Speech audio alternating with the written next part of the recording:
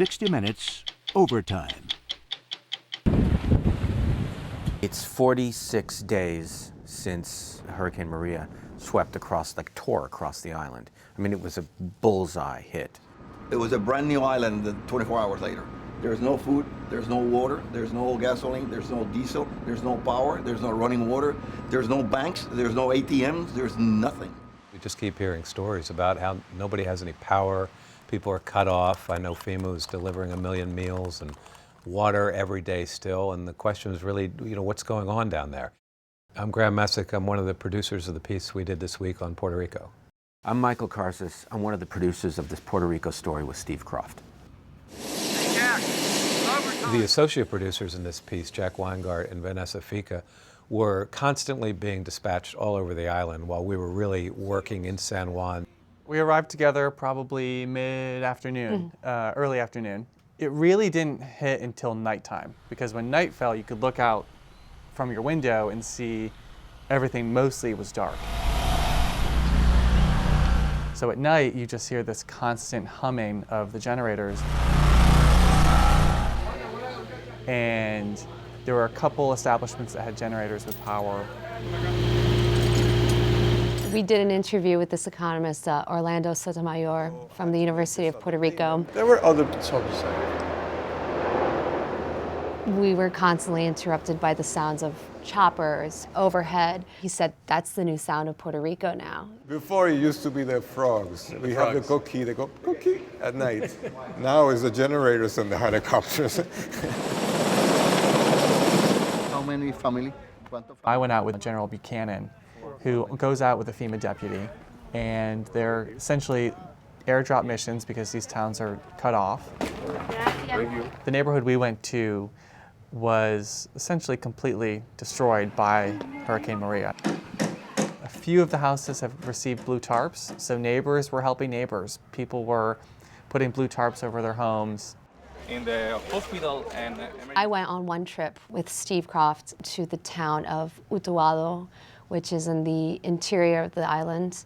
Utuado had been mentioned several times to me as one of the hardest hit places. What's the biggest problem here right now?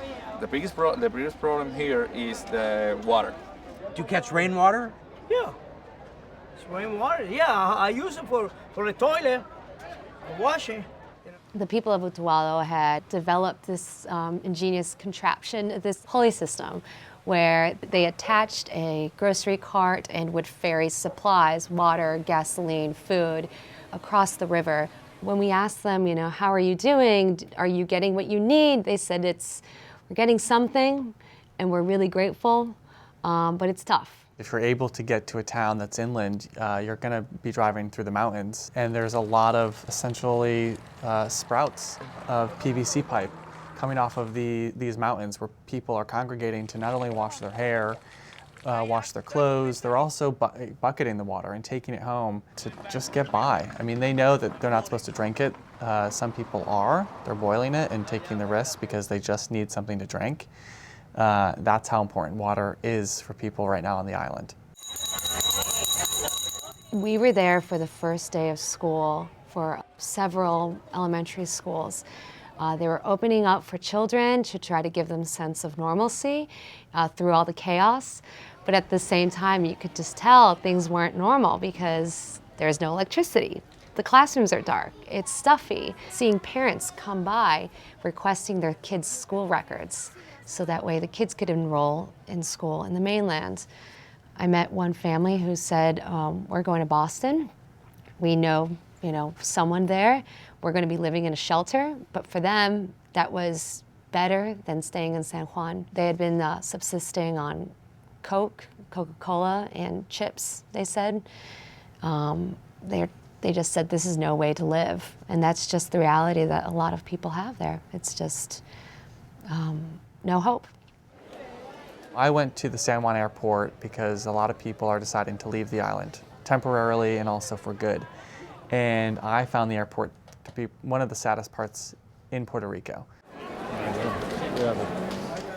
Because people are making the decision to leave for good, and they are leaving everything that they knew, and they're starting from scratch.